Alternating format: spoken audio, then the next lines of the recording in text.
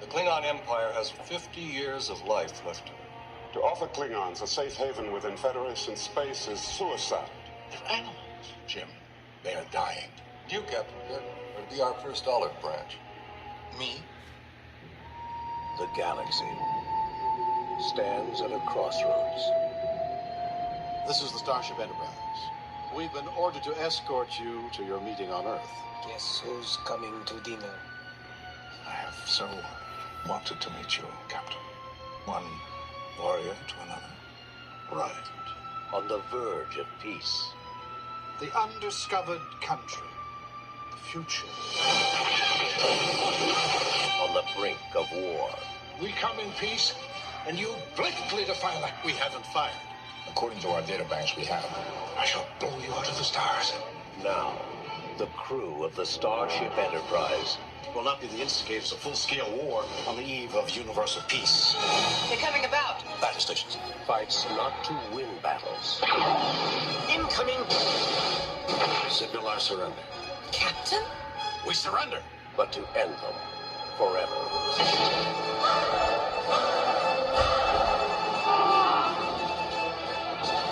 We would consider an attempt to rescue them an act of war.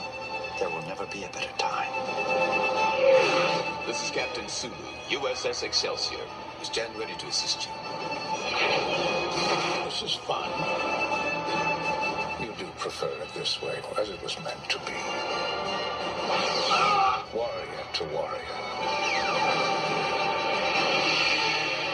You cannot take much more of this. Cry havoc! Shields! And let's slip the dogs of war. Fire! Star Trek VI, The Undiscovered Country. So after everything that had happened before with Star Trek V, The Final Frontier being both a critical and financial failure, there was a lot of intentions to make this next film a prequel, with younger actors portraying the crew of the Enterprise while attending Starfleet Academy, and of course J.J. Abrams would do something very similar to that later on down the road with the Kelvin trilogy, the 2009 Star Trek film, which is still, you know, I recently talked about this because the news came out recently that Matt Shankman, who was going to direct Star Trek IV, has now been attached to direct Fantastic Four, so he's dropping out of that movie. And really, all I can think about that is on that similar front, I would say that, honestly, that's the J.J. Abrams trilogy, I think, should just stay a trilogy, because they've had that fourth film in development since the last movie came out, Star Trek Beyond in 2016. And they keep saying they're going to keep doing it. It's still, as of this recording, still set for next Christmas 2023, but, I mean, honestly, if we don't ever see that movie, I'm not going to be that upset about it. I would say that you should do it, if you're going to do it, have a good script to it, or just stop doing the movies right now and just go on to focusing on the TV series, which the shows on Paramount Plus are actually pretty good right now. Star Trek Discovery, I know a lot of people have mixed opinions about it, but I like that show. Star Trek Picard has been very good. Star Trek Lower Decks has been surprisingly funny. There was Short Treks. There was this new show, Star Trek Strange New Worlds, I've been getting into, which has actually been really good, probably the best of the newer series.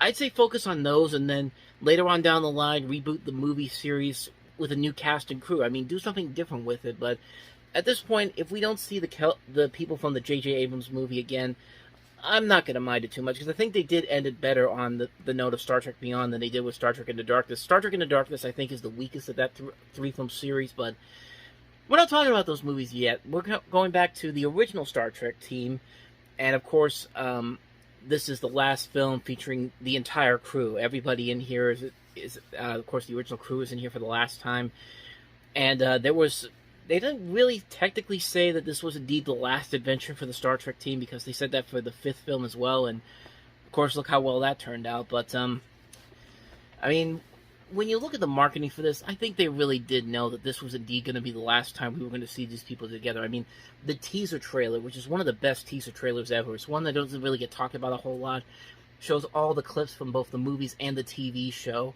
in the Starship Enterprise, and it's a great teaser. And I want to show that right now. I'm just going to go ahead and show you that right now. For 1/4 of a century, they have thrilled us with their adventures, amazed us with their discoveries, and inspired us with their courage. Their ship has journeyed beyond imagination. Her name has become legend. Her crew, the finest ever assembled. We have traveled beside them from one corner of the galaxy to the other.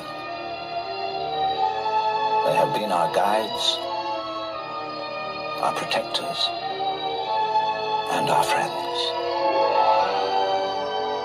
Now you are invited to join them for one last adventure. For at the end of history lies the undiscovered country.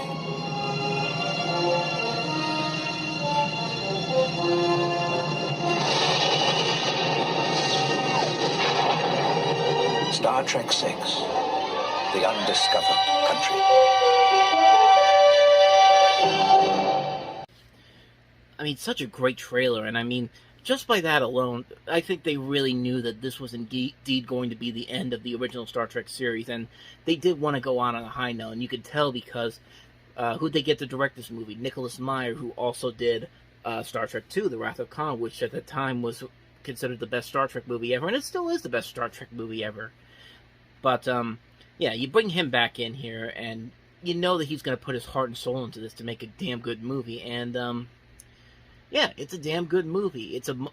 I'll give it this, it's much darker, it's much more deeper and more dramatic than some of the other movies in the series, and it actually does work because we know that this is going to probably be the last time we see all these people together in one movie, which it ended up becoming, and I like a lot of the ideas. I like a lot of the ways that they bring in contemporary spins on contemporary events of like the Cold War had just ended at that point. And in fact, Leonard Nimoy made the suggestion on the script about what would happen if the wall would come down in space, the Berlin Wall being the wall in this case. But it's a very interesting decision, and it does work very well. Everybody here is committed to this, to giving one last great performance. I mean, William Shatner gives probably his best performance in these movies, in this particular film. I think he does a very good job here. He's very conflicted, of course, because of what happened in The Wrath of Khan. Not The Wrath of Khan. What was the next one after that? Search for Spock, where his son is dead because of the Klingons, and of course now he has to help the Klingons, and he's conflicted because he knows he has to do his job, but he's also trying to keep this prejudice that he's had against them in check. And when something happens, when they're accused of starting a war with the Klingons, and his prejudice comes back to hurt him, it's very intriguing, and something that really is one of the strongest elements of the movie. The cast does a great job once again coming back together.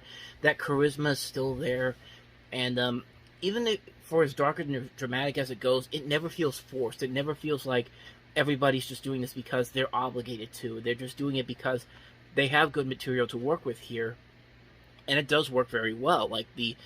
I love the visuals in this movie too. The sets in this are incredible to look at. I love the way that it also kind of combined sets that were originally used for Next Generation and used them here for the more darker and dramatic situations. There's even a cameo by Michael Dorn's character of Worf, who is in this movie, he's actually is he the grandfather or the great-grandfather? Let me double check. He's, of course, the character of the grandfather of Worf from Star Trek The Next Generation, and I like the way that they brought him into this as well. What's more interesting about this particular film is that, of course, Gene Roddenberry passed away about 6 weeks before the movie was supposed to come out. It was around October of '91. The film had already finished filming by September, and it's a very interesting situation. This is the last movie that Roddenberry had any involvement in. I don't think he had any involvement with the development of the next film, Star Trek Generations, but I'm pretty sure he did have an idea to bring the Next Generation crew into this next set of movies, which, I don't know, would have been interesting to see I think it would have been interesting after the Next Generation crew's film run had ended if we had gotten to see some of the other characters from the other shows, like I don't know, Voyager or Deep Space Nine down the road, but I don't know. I thought that would have been a more interesting idea, but like I said, we'll get to those ones when we get to those ones. We're just looking at this one here. You could definitely tell that something like Avengers Endgame, which was another film that was pretty much certain that this was going to be the last time all these different people were going to be involved in there, took a lot from Star Trek 6. Even the whole thing with the signatures for all the actors at the end, in the end credits. Of course, they did that in Avengers Endgame. Star Trek 6 was a fantastic film. I mean, I would honestly say that of the original series, this is the second best film of the six-film series after, of course, The Wrath of Khan, which is a great movie.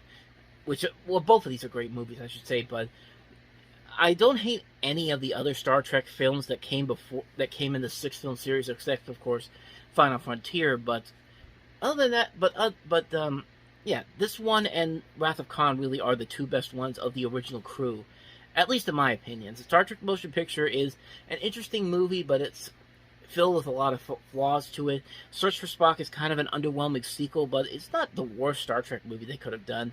And Star Trek IV: The Voyage Home is a fun adventure film that appeals not only to the Star Trek fans, but can also appeal to non-fans.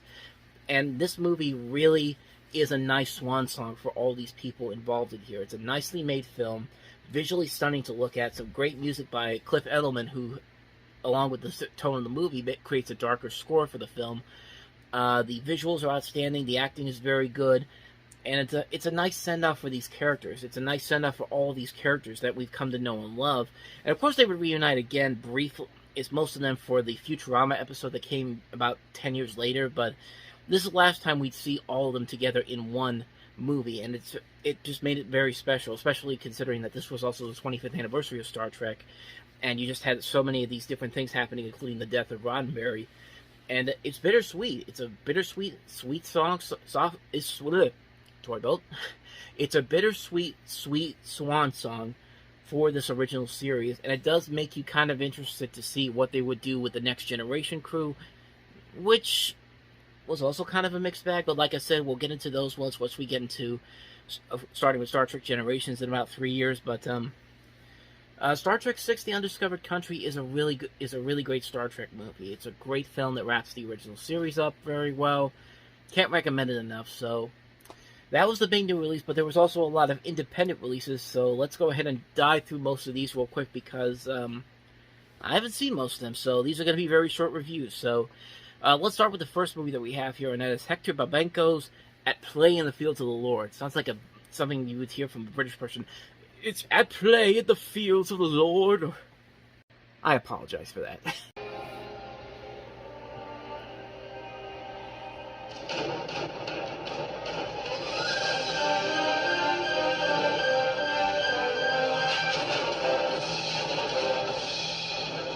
The Aruna are very dangerous. The chief, he would kill you like that. But attacking them is against the national law, isn't it? You're in the jungle, Martin. There is no law. A fight for land. A battle for souls. A struggle for survival. And one man caught between two worlds. You're not a real Indian, and you never will be. Tom Berenger, John Lithgow. Can you control this? Daryl Hannah, Aidan Quinn, Tom Waits, and Kathy Bates. From the director of Kiss of the Spider Woman and the Academy Award-winning producer of Amadeus comes the long-awaited motion picture based on the acclaimed novel.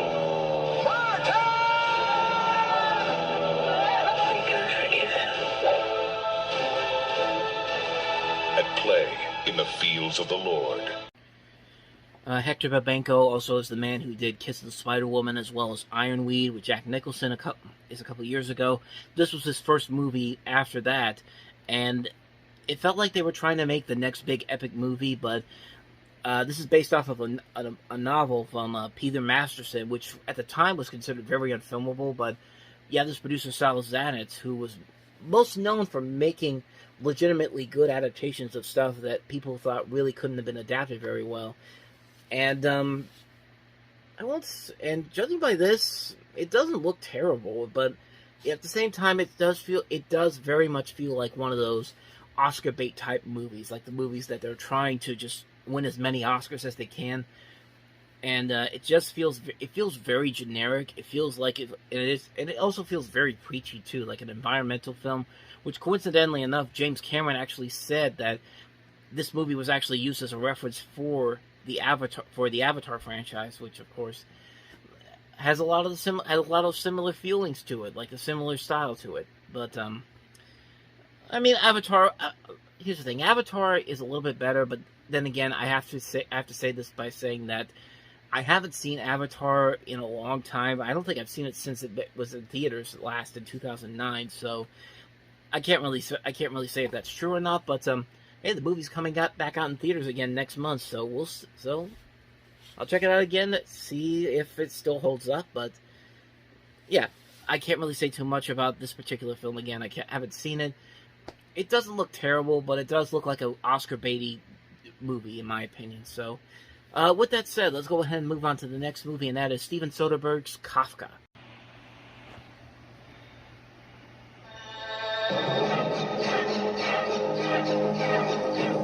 Kafka. Is that your real name? Why shouldn't it be? There are people watching. This has been opened. Oh. Shall I reseal it? I understand you fancy yourself as a writer. You should find a more athletic hobby.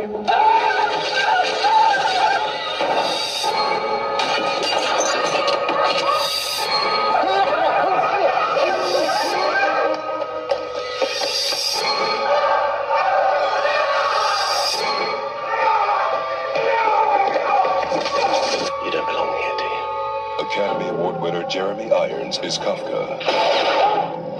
To solve a mystery, he will enter a nightmare. Kafka.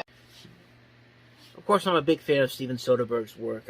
This was his first movie that he did after Sex, Lies, and Videotape kind of jump-started his career. But you could definitely tell this is one of those, probably one of those passion projects he was so interested in doing, and then it just doesn't quite end up meeting the expectations that they had for it.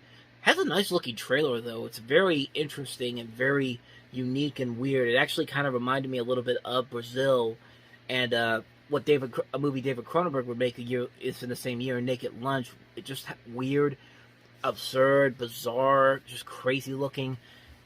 So like I said, I haven't seen it, but it does look very interesting. It looks very bizarre. It looks very weird. Plus, Jeremy Irons doesn't usually turn in a really bad performance in a movie, unless it's even something that's even a bad movie like Dungeons and Dragons, which he gives this he gives this way too over the top performance as the bad guy in that one. But we'll get to that one eventually. But as far as this movie goes, it looks like it could be very interesting, but if I do see it, I am going to go with it. My expectations are a little lowered considering the critical reception that I've seen for this.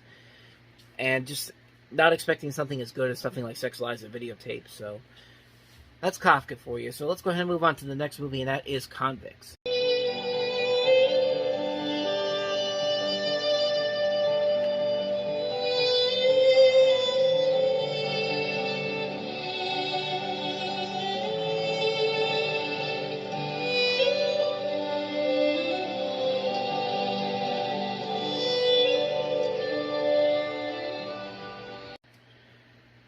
And that's pretty much everything you need to know about Convicts, apparently. Yeah. Couldn't find a trailer. I just found that one, and haven't really seen the movie, but I'll tell you the plot is that a boy works for convicts on the sugarcane plantation of the senile Civil War veteran in 1902 Texas, and it's based on a play by Horton Foote. So, yeah, that's it. I don't have anything else to say on it. I mean, I couldn't find any clips without looking at the movie itself, which I didn't have really the time to, but I mean, it's got Robert Duvall and James Earl Jones in it, so it's got to be worth some merits. That's pretty much all I have for you. So let's go ahead and move on to the next movie, and that is Let 'Em Have.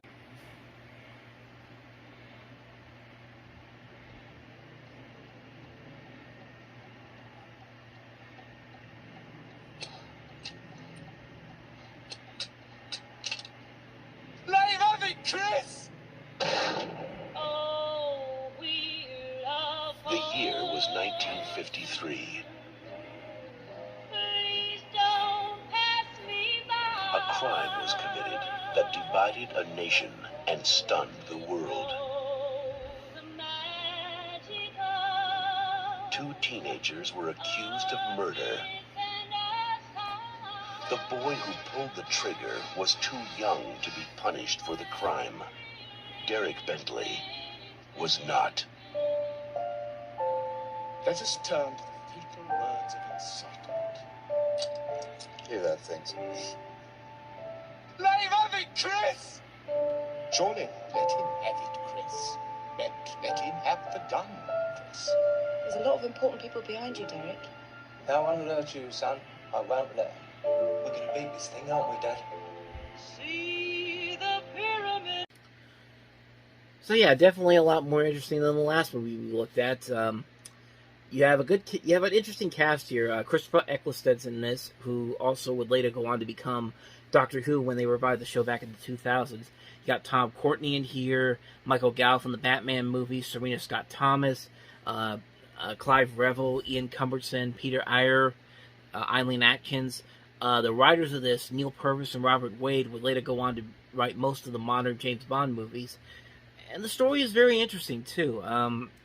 You've got the story. It's the story of Derek Bentley, Eccleston's character, who's convicted of the murder of a police officer by joint enterprise, and was hanged in 1953 under controversial circumstances. So, yeah, it could be a very interesting movie to look at.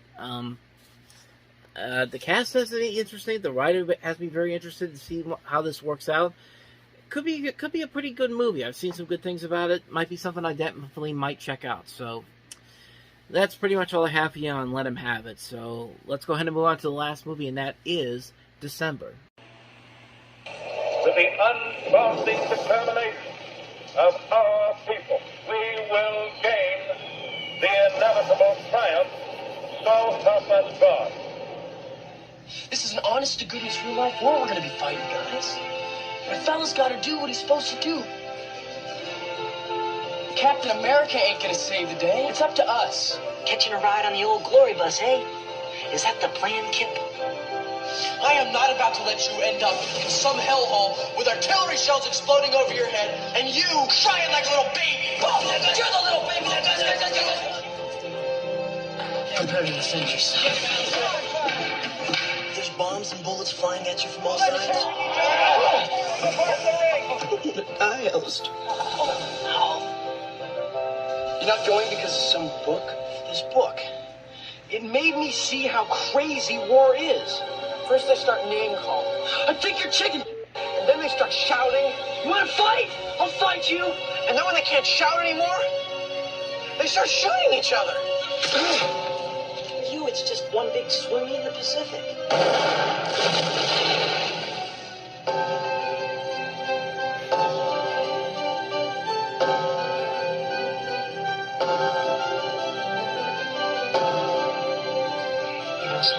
This may be the last time we're all together.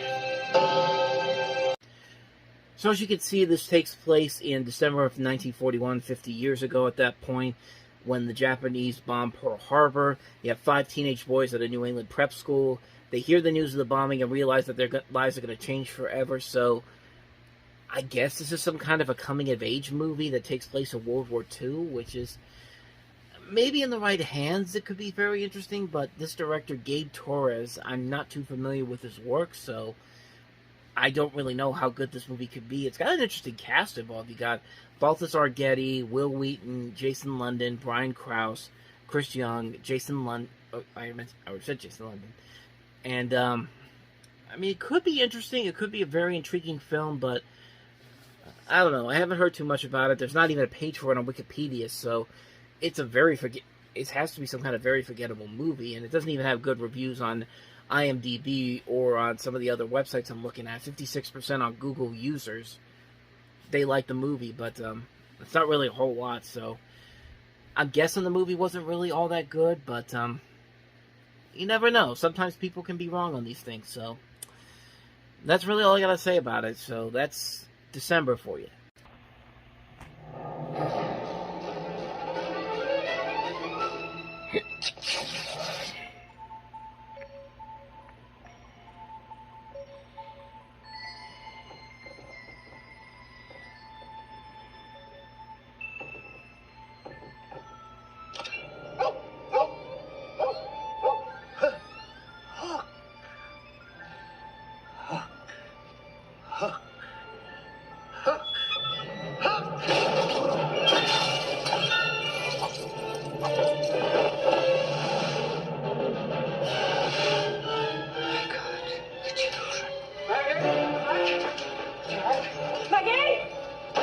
The stories are true. He's come back to seek his revenge. Only you can save your children. You must make yourself remember. Remember what? Peter, don't you know who you are? Have to fly. Have to fight. Have to crow. Have to save Maggie. Have to save Jack. Okay, he's back. Who?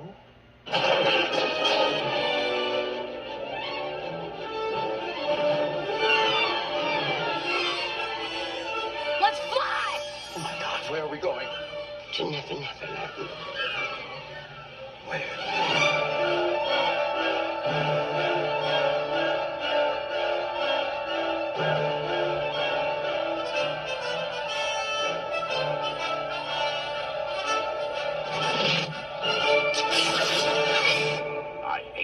I hate Peter Pan.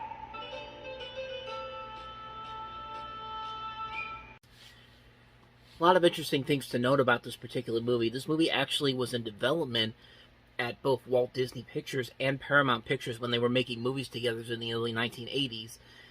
They had done some other movies like Dragon Slayer and Popeye, which were not big hits financially, but have had nostalgic followings since then. But they were really... there was a belief that this was actually going to happen in 1985 when Paramount had like if you go onto YouTube, there's a video where Paramount talks about their future films from 1985, talk about different movies like the next Indiana Jones film, the next Star Trek movie, these projects that were in development, and eventually did come out, but some of them not until way after they were announced in this thing. And one of the things that was addressed in here was Steven Spielberg's Peter Pan.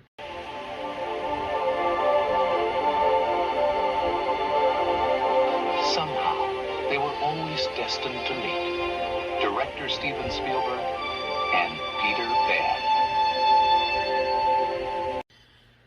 Also, what's very interesting about this is that Spielberg wanted Michael Jackson to play the adult Peter Pan, but he was interested. Jackson was interested in it, but he didn't want to play an adult version of Peter Pan. I think he wanted to play the real Peter Pan as a kid, which would have been very weird. But there was also another interesting tidbit about who they wanted to get for Hook. They wanted to get guys. They had auditioned guys like David Bowie, Christopher Lloyd, Donald Sutherland. I mean, really think about what we could have had here. We could have had a Steven Spielberg-directed Peter Pan movie with Michael Jackson as Peter Pan and David Bowie as Captain Hook. That probably would have been the most awesome thing ever, really. But, sadly, it was never meant to be. And for the longest time, this movie was in a lot of production hell. And then it eventually went over to TriStar Pictures, and then it finally got made with the people that they had involved in here, including Robin Williams, and also Julia Roberts, who was then coming off of Pretty Woman, the success of that movie. Dustin Hoffman, of course, coming off of Rain Man, and Bob Hoskins coming off the success of Who Framed Roger Rabbit. And as far as the movie itself goes, yeah, it's a pretty solid movie for the most part. I mean, it's a movie that really... It's not the best adaptation of Peter Pan, obviously, but it is still a pretty good adaptation. Like, I think it is still a really good movie, especially considering some of the Peter Pan adaptations we've gotten since then. I mean, the 2003 one was not terrible, but it was mostly forgettable. We had Return to Neverland, the animated sequel to Peter Pan, which was not that very good, even though there were some interesting things about that one. And then you had Pan from 2015 with Hugh Jackman as Captain Hook, and that ended up being horrible, despite the people involved in that one. But, yeah, this is the one that still holds up to this very day, really. I mean, this is the one that's still... It's very formulaic, in terms of the script. Like, you can kind of predict what's going to happen. And, some of the backstory of how Peter Pan decided to stop being a kid and just grow up.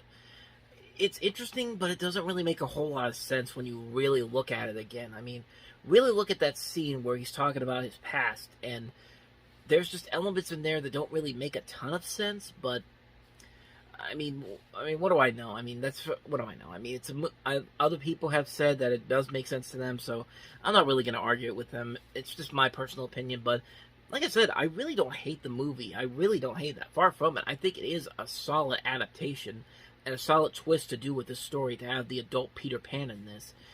And everybody looks like they're having a good time. Robin Williams is very good here. Dustin Hoffman looks like he's having the time of his life as Hook. If there is one person I don't think really has done all that well here, it's Julia Roberts.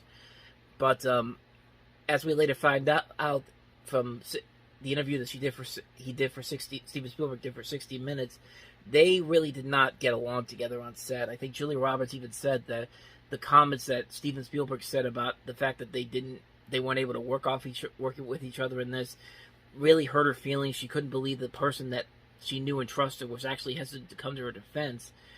And I don't really know if their relationship ever really got back to if they ever reconciled on that. I'd have to look into that, but you could definitely tell when you look at the movie itself that she's just Julia Roberts playing somewhat of a Tinkerbell character. She's not really playing Tinkerbell overall, but it just doesn't really work all that. It just didn't work for me. I didn't think it was I don't think she was, like I said, I don't think she was terrible, but it definitely wasn't the best performance that she's given as an actress. But I mean, overall, I do have the complaints about it, but I don't hate this movie whatsoever. Like I said, it's certainly heads above all the other Peter Pan movies we've gotten since then. It does show that Steven Spielberg was showing that magic he had, that he was kind of missing for a couple of years with stuff like Empire of the Sun and Always. But like I said, it's a very decent film. It's a decent film. I enjoy it very much. I don't think like I said, I don't think it's a classic. I don't think it's a perfect film like most people do. But it is a really decent, it's a really good film. It's a really good film that I'm glad that I can watch it over and over again and never get really tired of it. But, so that's all I have to say about Hook. Let's go ahead and move on to the next movie, and that is Bruce Willis and Damon Wayans in The Last Boy Scout.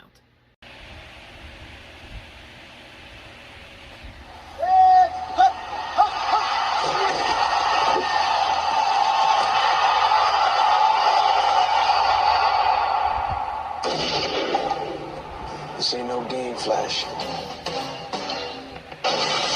Joe Hallenbeck's a private detective who's run out of luck. If you touch me again, I'll kill you. 2 for 2. Told you. Jimmy Dix I like Prince. is an ex-quarterback who was thrown out of football. Another tragic tale of wasted youth. You're nobody. Shh. Don't tell anyone. They were trying to clean up their acts. You reckon? I'll dust. When they got dragged into the dirty world of sports corruption. So you're gonna bribe some senators to legalize gambling? Legalize sports gambling. Now, Son, we're going to a ball game. they've got one shot What am I going to do? Point it at the bad guys and shoot! to get the goods on the bad guys. Just once, I would like to hear you scream. Play some rap music. Not like these, man. Take your best shot. If they don't kill each other first. That was a bomb? Yeah, or a hell of a factory recall. Bruce Willis, Damon Wayans.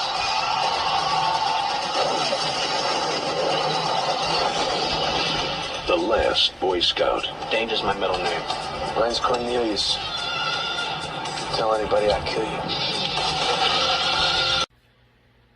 First of all, try to bring a gun onto a football field nowadays. Like in any league. The NFL, college football, high school football. Can you imagine if somebody tried to do that and how fast they'd be tackled down before they'd even do anything? It's bizarre. It's a bizarre way to start a movie, but it does keep your attention going, and you know what? It makes for it leads into what I think is a pretty damn good action film. You got Bruce Willis and Damon Wayans. You got a script by Shane Black at the peak of his writing career. Tony Scott, the director of Top Gun and Days of Thunder, on this. And it actually does work. It's a very solid film.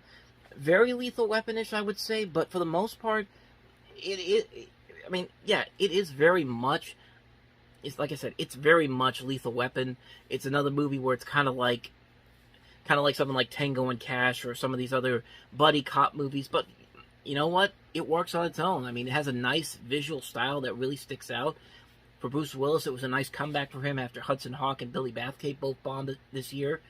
And for Damon Wayans, it showed that he has potential as a great action star too. Because even though I think this was only one of his earlier films that he did as an action star. But I think this is actually I take that back. I think this is the only action movie he's been involved in. I'd have to double check that again.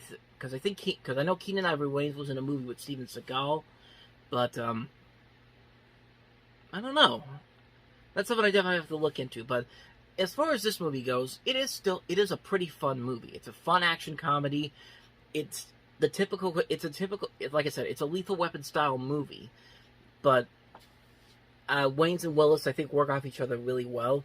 The visual look of the film is very impressive. The action scenes are still really good, and there's a good bit of comedy in there. It is a very fun movie. It's a movie that I don't think did very well at the box office. I know it was a huge I know it wasn't a big critical hit either, but it has developed this cult following over the years because people realize that the writing is still very good. The direction is still very good here. The chemistry between Willis and Wayans is still very good. And it really is, it's probably one of the best movies Tony Scott has ever made as a director, in my opinion. I mean, it's a movie that I can go back to all the time and just realize that how good of a movie this really is. It's a really good, well-made action movie. It's just exactly what you're looking for. It's a ton of fun. I really enjoy this movie a lot. I'm glad to see that this movie has gained a reputation over the years as a decent action film. And it shows why. It's a very good, solid film. I had a great time with it. It's one I'd love to watch over and over again. So, that's The Last Boy Scout. Let's go ahead and move on to the last movie that we have here, and that is Warren Beatty's Bugsy. They asked Michelangelo what it would cost to paint the Sistine Chapel. Did they ask Shakespeare what it would cost to write Macbeth? If it costs a little more, it costs a little more. He built his dream with the mob's money. Want to be a little more specific? You just don't do that. I am talking about the single best idea I ever had. Las Vegas. What are we, Bedouins? That's Virginia Hill. Spectacular. Use your imagination. I'm using it. Let me know when you're finished. Where would you have some brewer to handle our money? No problem. Would you stop that, please? Warren Beatty, Annette Bening. You want out, you're out. Bugsy. God won't be able to bail you out of this one. Warren Beatty, of course, playing the gangster Bugsy Siegel. You also have Annette Bening in here, Harvey Keitel, Ben Kingsley, Elliot Gould, Joe Mantegna, Barry Levinson coming back to direct this film after the last movie he made, Avalon, came out a year before. James Toback is the writer of this. And for Warren Beatty, it was kind of a step in the right direction after Dick Tracy, which wasn't a bad movie, but it was a big hit, and it was a big hit too. But it also didn't do as well as I think they wanted it to. But this was a nice return to form for him, and this is really a great film. I mean, Beatty really carries this movie all the way through. I mean, he's great as Bugsy Siegel, and his relationship with Annette Bening's character, Virginia Hill. Annette Bening is fantastic in this movie. It's a shame that she didn't get nominated for Best Actress because she really was amazing in this. And, you know, anybody that could stop a single guy like Warren Beatty from being single and ended up marrying her for a little bit, I mean, that says a lot. That says a lot about her. In fact, are they still married? Let me double check here.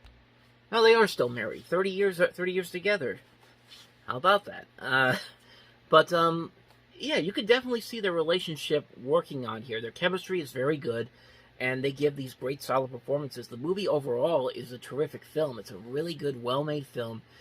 It does what a lot of these gangster movie knockoffs that we got during 1991 failed to do. It creates something new and unique with its story.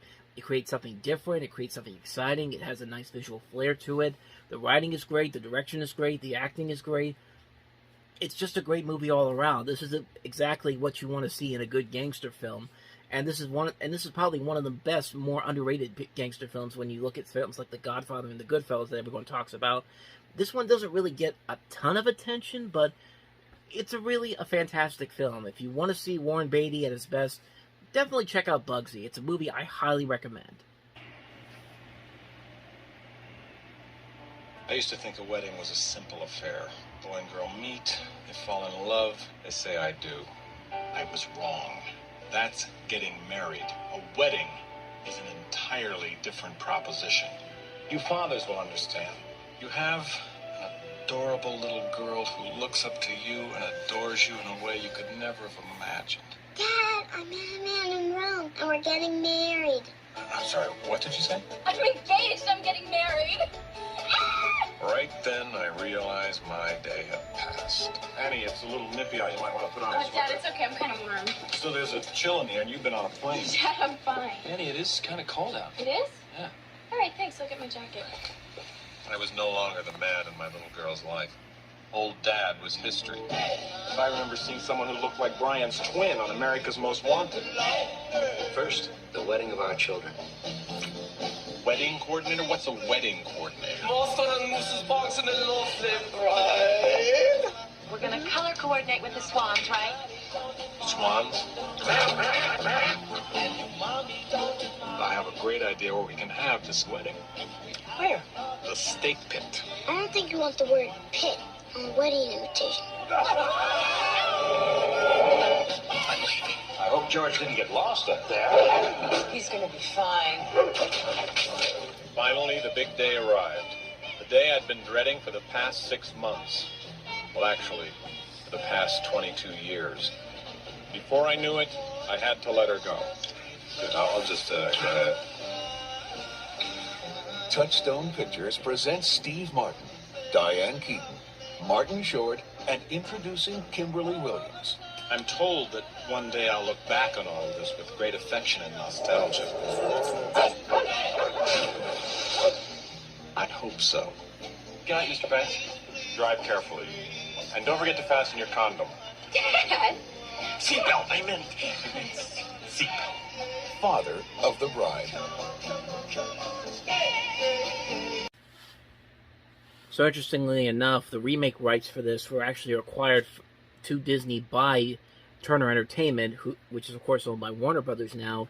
And we just had recently the Father of the Bride remake with Andy Garcia and Gloria Estefan in that one, which kind of brings it back full circle. And I've actually seen that one recently.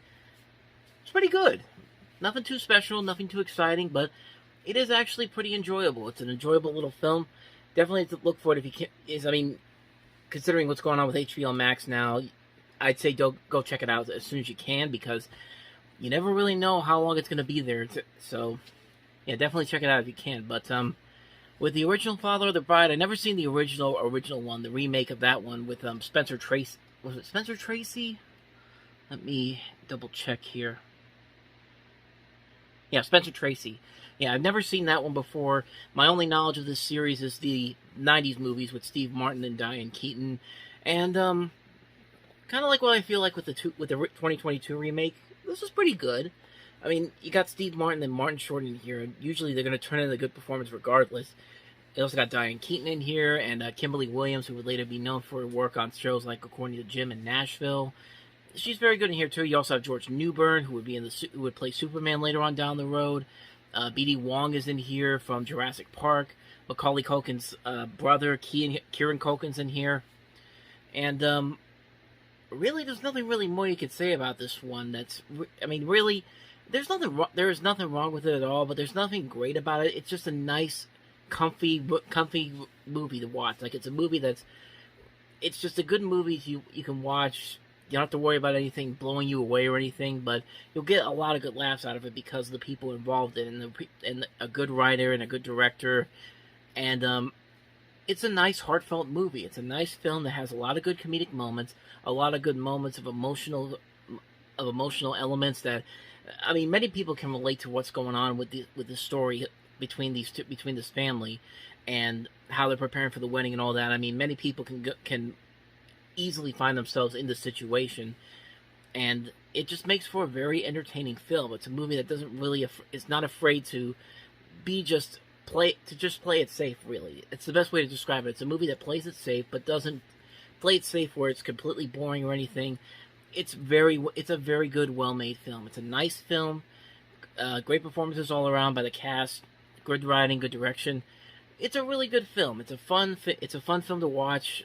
It's one of those movies that really surprises me every time I see it, because I always feel like this is going to be a movie that's not going to be as good as I remember it, and lo and behold, it really is much better than you would give it credit for. I mean, it's a nice film. Definitely see it if you can. The original, the 90s Father of the Bride. So, with that said, let's go ahead and move on to the next movie. Not only the best movie of the week, but easily one of the best movies of the year, and that is, of course, Oliver Stone's JFK.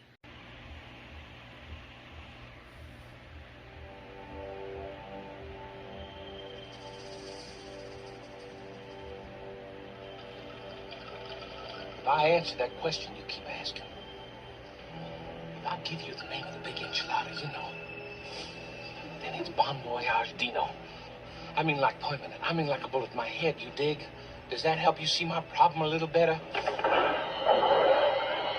Out of the corner of my eye, I saw a flash of light in the bushes, and then shots rang out. No cloak and dagger stuff, you know. They call it Operation Mongoose. It's gonna be okay, Dave. You just talk to us on the record and we'll protect you. I guarantee it. You're so naive.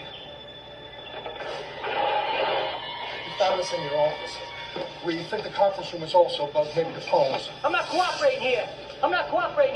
Listen, there's a death warrant for me. Are the same people gonna kill us, Pop? Nobody's gonna kill us. Y'all gotta get into your minds how the hell the spooks think. Well, they're not ordinary crooks. Think the unthinkable. Question everything. Now, we're through the looking glass here, people. White is black, and black is white. You don't believe me? Huh? All this time, you never believed me. I just want to raise our children and live a normal life. I want my life back. This thing's bigger than all of us. Now, how many corpses is it going to take for you lawyers to figure out what you want? People got to know. People got to know why he was killed. Do you know what you've done to me? I'm a dead man! Well, if they can kill the president, they can certainly get me. You're a mouse fighting a gorilla. You're close. You're closer than you think. There's going to be an attempt to kill you somewhere between here and New Orleans. I say let justice be done, or the heavens fall.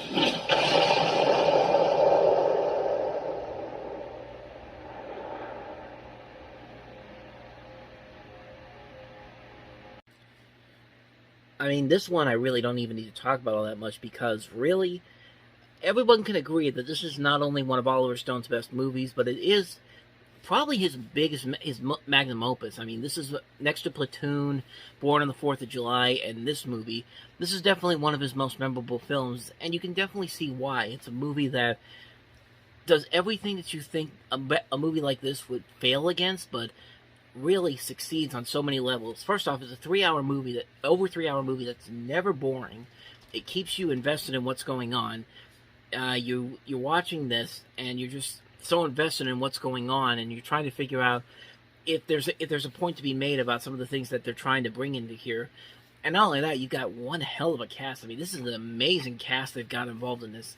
Not only Kevin Costner, but you have Kevin Bacon, you have Tommy Lee Jones, you have Laurie Metcalf, Gary Oldman, Michael Rooker, Sissy Spacek, Joe Pesci is in here, Jack Lemmon and Walter Matthau are in here, Donald Sutherland's in this movie. The mysterious elements about the movie are very well done. This is what Oliver Stone does at his best. I mean, I think he creates a smart and enjoyable political thriller where you become so invested in what's going on that you can't turn away from it. You just really can't turn away from it. It easily is one of the best political thrillers ever made, and kind of like with Beauty and the Beast, this is a movie that probably should have won Best Picture. I mean, this is a movie that really shows you everything that Oliver Stone does so well as a filmmaker, and he really sells it here. It's a really great film, fantastic movie, another one of Oliver Stone's best films. I can't recommend this movie enough. If you haven't seen it already, please go see JFK. You will not be disappointed by any means. So, With that said, though, let's go ahead and get into some lesser movies that came out this weekend, starting with High Heels. ¿No me dijiste que te habías casado con ella? ¿Con quién? Como la canción de Cochapiquer, soy lo que quieran llamarme. Don Manuel Sancho murió entre las 9 y las 11 de la noche. Tacones lejanos. La nueva película de Almodóvar. Una historia como la nuestra. Muy cerca de ti. So High Heels comes to us from Pedro Almodóvar, who's best known for his work such as Talk to Her, Bad Education, Broken Embraces, The Skin I Live In. Recently he did Parallel Mothers. He's a very good director nowadays with the movies that he's made. He's always nominated for Best Foreign Language Film, and some of his movies have even been close to getting nominated for Best Picture, honestly. But in terms of this movie, it's one of those ones where I can't really say too much about it because I don't really know too much about it, except for... I'll just run down the premise for you real quick. It's basically following a fractured relationship between a self-involved mother, a famous torch singer, and her grown daughter she abandoned as a child. The daughter, who works as a newscaster, has married her mother's ex-lover and befriends a female impersonator, and a murder further conflicts the web of relationships. That's pretty much all I really need to I have for this, because I haven't seen this movie. I can't really comment on it, but I mean, Pedro Almodóvar has made some pretty good movies, so I wouldn't be surprised if this didn't end up being as good. I wouldn't be surprised if this ended up being as good as some of his other works, so... yeah, that's basically all I have to say about High Heels. Let's go ahead and move on to the next movie, and that is Rush. Oh, I've known husband burned since I was 14. Detective Jim Raynor was the right man for the job. What do you ever want to do this for, anyway? Seems like a chance to make a difference. Rookie Detective Kristen Cates was the right woman for the job. I'll tell you what's going to be different. You. It was the job that was all wrong. We buy drugs, and you go in thinking these people are stupid. It'll get you hurt in a New York minute. And me hurt with you. It began with a lie. Now, Will Gaines is the dealer in drugs and pornography, and that is a fact. Make the case. Are you telling us to plant evidence? I'm telling you that sometimes good work is accomplished in a mysterious way. Let's pray together. You lied to the dealer. Oh, yeah. I got you all fixed up. No, she don't fix. I think she fixed. But she don't walk out of here. You lied to your boss. Your word. Not bad. I gave you from a coat bag. Not taking your work home tonight. But it's a fine line, Dodd. But when you're an undercover narcotics cop, lying to yourself is the most dangerous lie of all. It's Eric. Someone's changing here. He's got loose control of it all the time. That's the whole game, baby. Nobody's got control. Right. There you do, man. Some people that think Jim might be your cop. Look, I need something you got. Tell me something badass. You think I'm stupid? Man could get hurt. Man could get hurt. Lord, please help this man your help and your strength as he faces this difficult task. For we are soldiers in your army, and we fight your enemies with our very lives. Amen.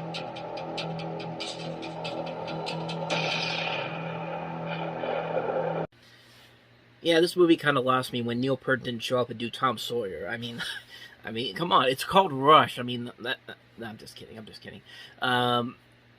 Yeah, so this Rush features Jason Patric and Jennifer Jason Leigh. You also see Greg Allman in here, as well as Sam Elliott.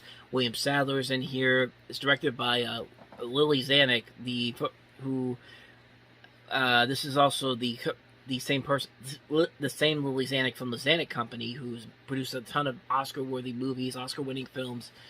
And, like with the last movie, I haven't seen it, so I can't really comment on it too much, but it doesn't look too bad. I mean, it looks like a decent film all around, and I'm kind of interested to see what the score by Eric Clapton sounds like, because I don't know if Eric Clapton ever did a full-on score. I know he did some music for the Lethal Weapon movies, but never a full score before, so I'm kind of curious to see what that sounds like. So that's pretty much all I got to say about Rush for you. So let's go ahead and move on to the last movie, and that is Akira Kurosawa's Rhapsody in August.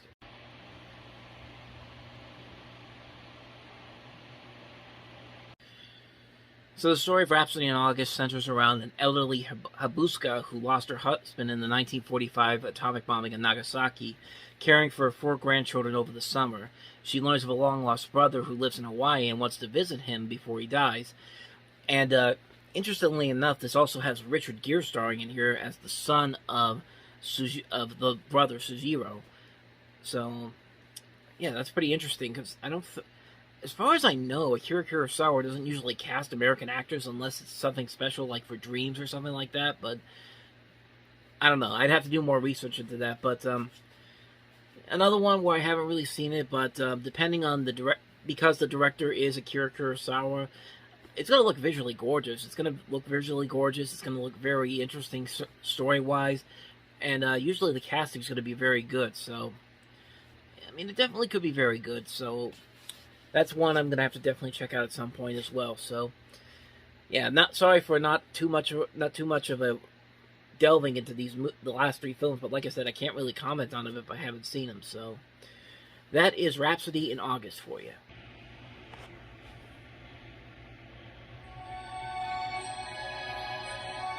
I'm sick and tired of you never showing me any respect in my own house. There are families who live out their entire lives without a single thing of interest happening to them. I've always envied those families. From one of the best-loved novels of our time.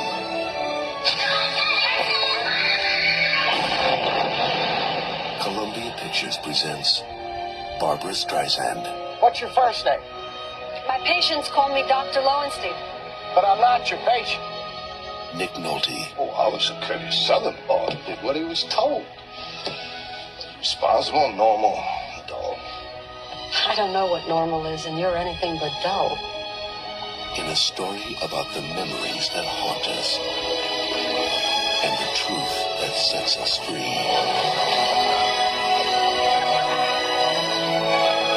The Prince of Tides. Coming soon.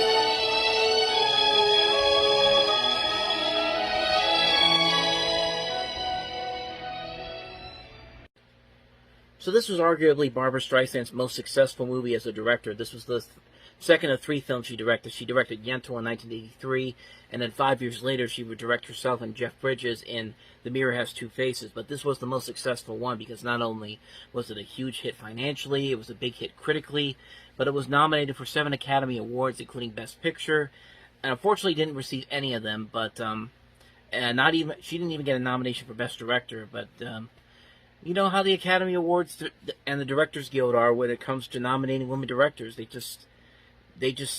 used to not do it as much, but nowadays they'll do it. So I don't know. Maybe she was a little bit too late on that one, but no, really, the Directors Guild, actually just the Academy Awards in general, is so broken and messed up that that's a whole other subject altogether. But this movie did have a legacy to it. In fact, so much so that as of this recording date, August 31st, Apple TV Plus is currently working on a TV series adaptation of this, so the legacy of this movie is well known. As far as the movie itself goes, it's alright. I mean, I don't think it's anything spectacular, I don't think it's anything too amazing or groundbreaking, but it does have a lot of Oscar bait-ish type of things in there. It's like if you've seen most Oscar bait movies, you'll definitely check the cliches and all that are in this particular film. What the heck was I even saying? Let me try to rephrase that again. If you've seen most Oscar bait type of movies, you can definitely see the cliches in here.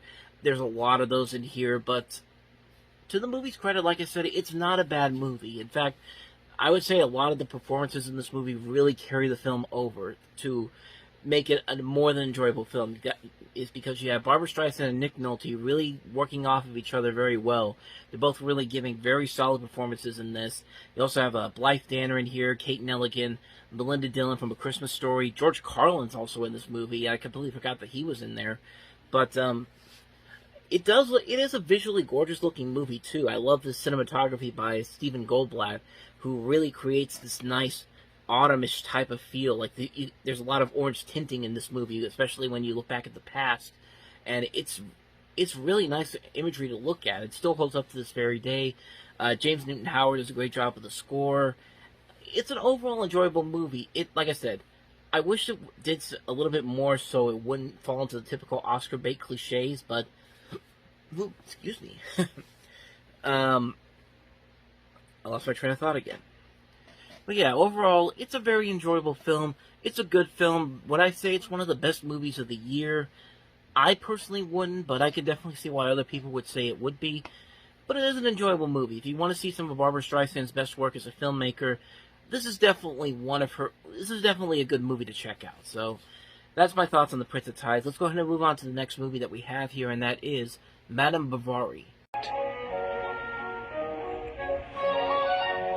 Romanesque. Naive. Rêveuse. Amoureuse. Passionnée. Exaltée. Secrète. So this is one of many adaptations of Madame Bovary based off of the book by the author Gustave Flaubert, and it stars Isabella Hubbard, who you may have seen in such films as I Heart Huckabees and some other movies as well.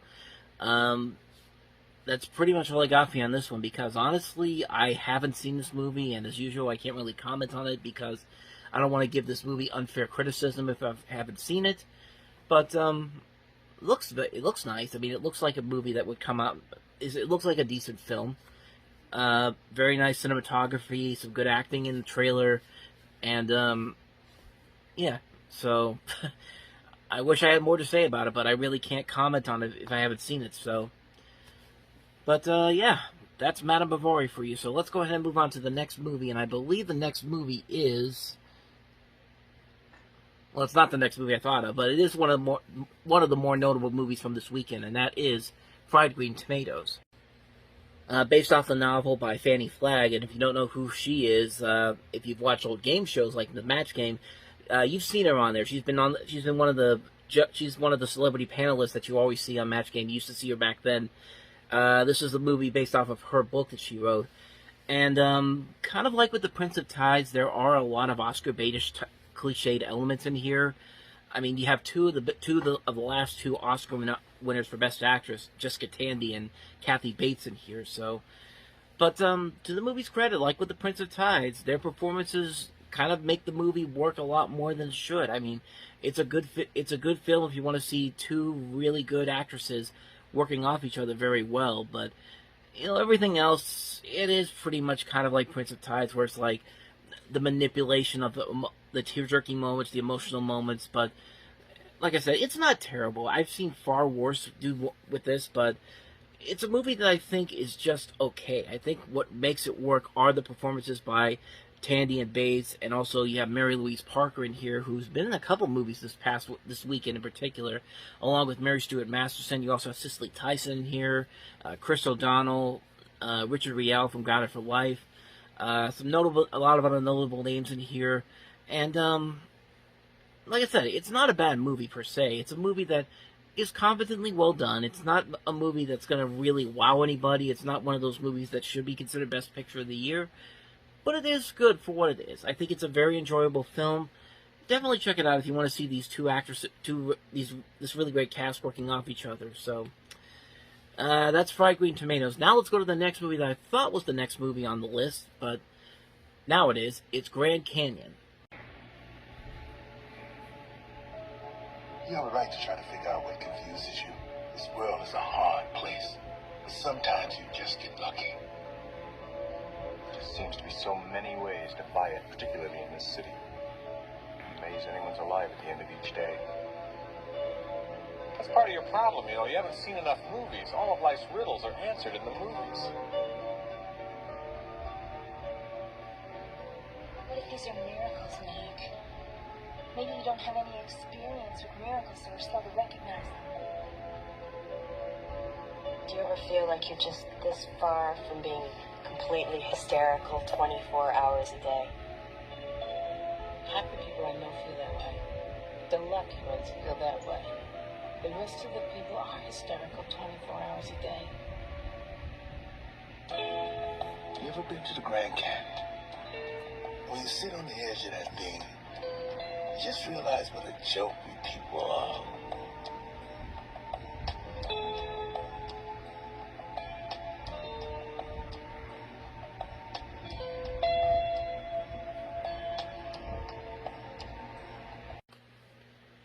You know, interestingly enough, this was actually advertised as the Big Chill of the 90s because, well, of course, the director of this, Lawrence Kasdan, wrote and directed The Big Chill, and this movie is very, and I would say that those claims of this being the Big Chill of the 90s are very much there. But, honestly, when I really look back at this movie not only was good back then, but this is a movie that still holds up much better to this very day. And I love The Big Chill, and I really love this movie. I was actually pleasantly surprised that this movie still holds up to this very day, because if you really watch this movie, there's so much in this film that really can apply to today's society and how things have gotten worse, but we can still find that little bit of positivity in there in the world, and it's definitely here in this movie. And it never feels forced. It never feels like it's trying to manipulate you like some of the other movies we've looked at so far. But it feels very real and feels very genuine. It's a very well-made film featuring some of the great performances in these actors have ever been involved in. Guys like Danny Glover's in here, Kevin Kline, Steve Martin, Alfre Woodard, Mary Louise Parker, Mary McDonald. Just these great actors working off each other, and it's a wonderfully made film. It's, like I said before, it's a movie that I think holds up a lot better than something like The Big Chill, which I really love, but I really love this movie a whole lot more. This is a very underrated movie that I think a lot of people really need to see nowadays, and really the message of the film really will not get lost in anybody, because this movie, like I said before, it feels right for any time period right now. It's a timeless movie. One day I hope it's not the case because of how the world is, but sadly, because of the way the world is, it is still a timeless movie that you can still look at and still get a lot of encouragement out of. You should definitely check it out. I can't recommend this movie enough. Grand Canyon, very underrated film. Please go out and search for it. It's a wonderful, wonderful film. Definitely check it out. So, let's go ahead and move on to the next movie, and that is David Cronenberg's Naked Lunch.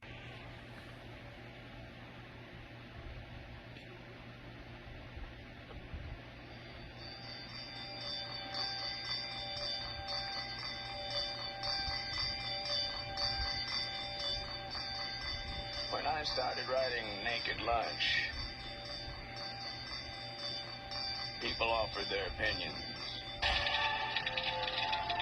Disgusting, they said.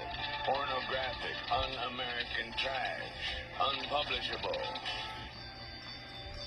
Well, it came out in 1959, and it found an audience. Town meetings, book burnings, and an inquiry by the state Supreme Court. That book made quite a little impression. Now, 30 years later, Hollywood, in its infinite wisdom, has turned it into a movie. 30 feet tall, in living color.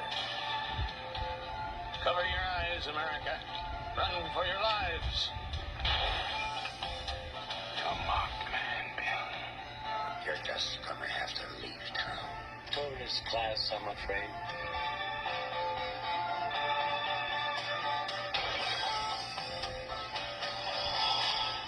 Thought you were finished with doing weird stuff. I thought I was too, but I guess I'm not.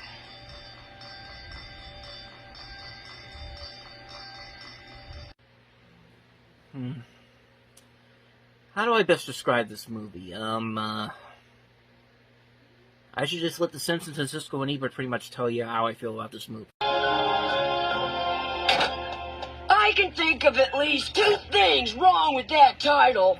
You know, in a long time of reviewing movies, I've rarely seen a movie that leaves me more at a loss for words. Well, I had that reaction. I admire what Cronenberg and Weller and Davis have done here. Right. It's a very good job. It is a brilliant job. It is one of the most unpleasant movies I've ever seen, and I hated most of it. I was repelled by William Burroughs, this low-talking guy with a monotone who tries to kind of keep a straight face while he realizes that he's totally hallucinating on everything in his life. Even his wife reappears to him. I hated the, as you so delicately put it, the talking bug buttocks. This was not my favorite image of the year. There are many other images in this movie that are so unsavory and so disgusting and so vile and so deliberately so. I'm at a loss. I can't deny the artistry and talent of the movie, and I can't say that I liked it at all. I was really well, let me push it. pushed away by it. But that's the same review you gave to The Last Boy Scout, and you gave that thumbs up. So what are you giving this? There's a lot of difference. We could do a whole show on the difference between these two films. No. I guess I have to vote thumbs down, but at the same time with a footnote that I admire what he did, and I hate it. Okay. Strange. Yep, that's pretty much how I feel about this movie. On the one hand, it looks visually impressive, very weird, very surreal, kind of what I kind of like with movies at times. The performances overall are very good, but at the same time, you just come out of this movie feeling disgusted. Like, you feel like you've just seen something unbelievably... You've seen something great, but at the same time, you don't ever want to watch it again. In a way, it kind of reminds me of something like Schindler's List or 12 Years a Slave, these great movies, but you really don't ever want to watch them as many times again because of just the thematic material that's there. That's kind of like this, except really, it's a very confusing movie. It's a very confusing movie that I think what makes it hold up very well are those thematic elements and the surreal visuals that are in this movie and the performances overall, but the rest of the movie itself is just so bizarre, so weird, and so out of control that I've never had the urge to watch this movie again. I watched it one time a couple years ago, and I didn't hate it, but I didn't like it. It's just, it was there, and it's just like, there was a lot I remember from it. It's a weird, bizarre movie. That's the best thing I can say about it. It's weird and bizarre. I think more people will get a kick out of it than I did. I don't really know what to say about it. It's a weird, bizarre movie. That's the best way I can describe it. So, yeah. That's David Lynch's Naked Lunch for you. So, on to the next movie, and that is the National Film Board of Canada's Animation Festival.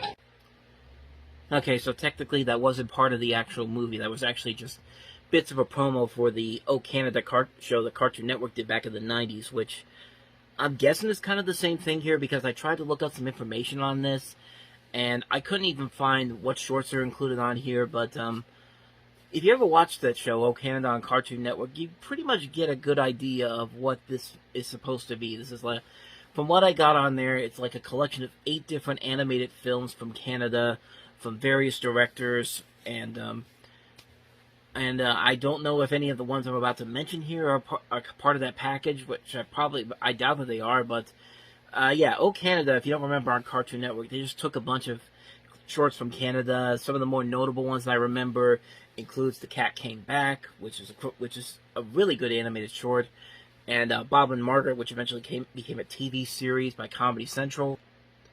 You had stuff like Battle Block, Evolution, Every Dog's Guide to Complete Home Safety, Every Dog's Guide to the Playground, Special Delivery, Two Sisters, When the Day Breaks, The Lump, George and Rosemary, The Dingles, Dinner for Two. Just these different shorts. They used to play them on late at night opposite tune heads, and they were very interesting. They were very interesting animated shorts that were very different, very unique, and they were a lot of fun to watch. And like I said, I don't know if any of these are in this particular movie that came out, but I figured why not mention them. So that's pretty much all I can say right now about the National Film Board of Canada's Animation Festival. I think they do these every year, but this is the one that I saw on Box Office Mojo, so I figured I might as well talk about some of those movies there. But other than that, though, let's go ahead and move on to the next movie, and that next movie is Until the End of the World. 1999 was the year the Indian nuclear satellite went out of control. No one knew where it might land. The whole world was alarmed. Claire couldn't care less. Can I help you? It's my eyes. You have fat eyes. Then, couldn't care less.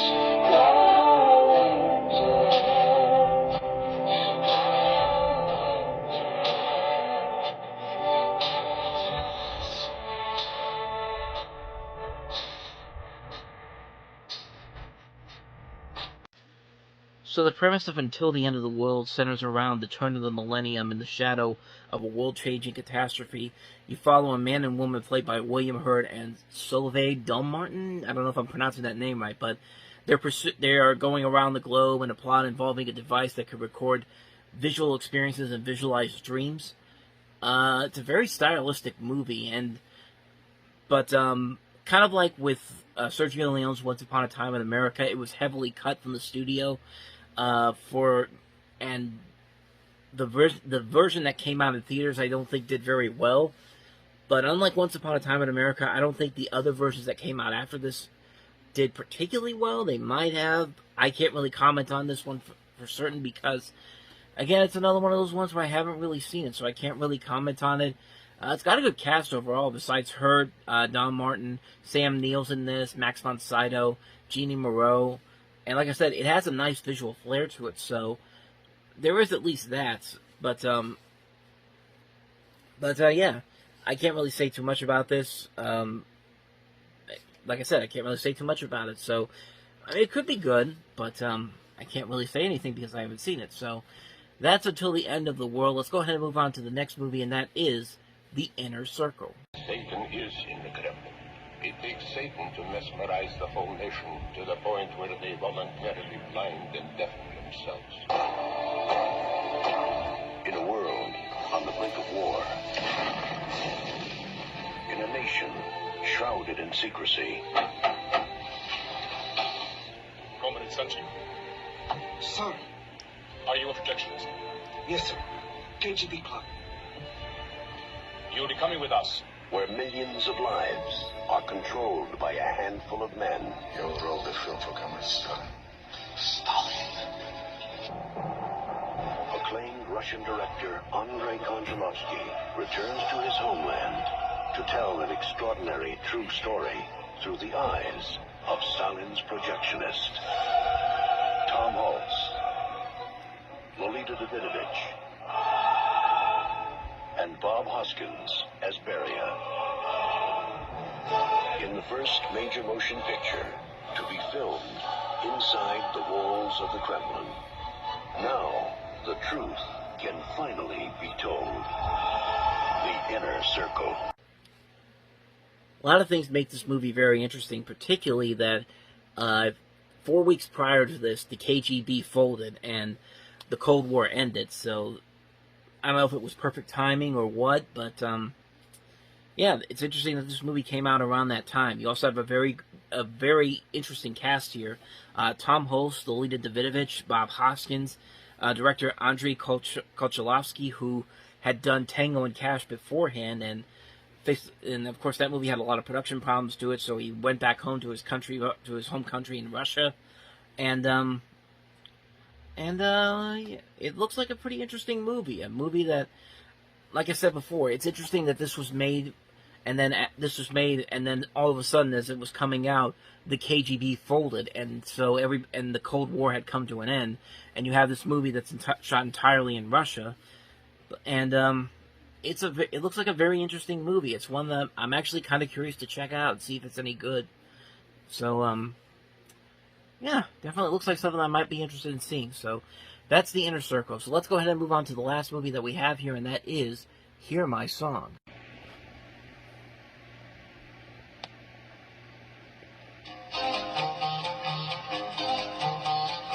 Mickey O'Neill had it all.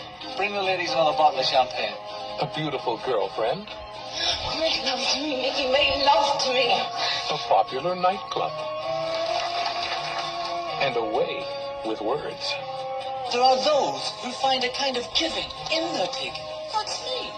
Bullshit! You're a bullshitter! Until he went too far and lost it all. Miramax Films presents Hear My Song, the story of Mickey O'Neill's magical journey to find the one man who can bring it all back. The man went AWOL 25 years ago. You know he's not dead. Don't spare him. I know he's here, Fenton. His journey will lead him into a world he never knew existed, where anything can happen. This is the place. And from where he might never return. Who are you? What do you want? I'm doing this for her! The girl I love! How are you gonna feel if you don't go back for her, Mickey? I've lost my money, business, my friends. Introducing Adrian Dunbar and Tara Fitzgerald, and starring Ned Beatty as the one man who can bring them back together. So this is the first movie directed by Peter Kelsom, who would later go on to direct such films as The Mighty, Town and Country, Serendipity, Shall We Dance. He also did the Hannah Montana movie, The Space Between Us, Berlin, I Love You, Hector, The Search for Happiness. Just a slew of mixed bag movies there. And, I mean, this one kind of again, this is another one I can't really comment on it too much, but doesn't look too bad. I mean, it has a decent cast to it, with Ned Beatty in there, along with Adrian Dunbar, Tara Fitzgerald, David McCallum. So, doesn't really have a whole lot there that would make it stand out over other movies similar to this, but it doesn't look terrible, and it might be something that one day I might definitely check out, but it's not something I'm really ready to rush out for, so that's pretty much all I gotta say about Hear My Song.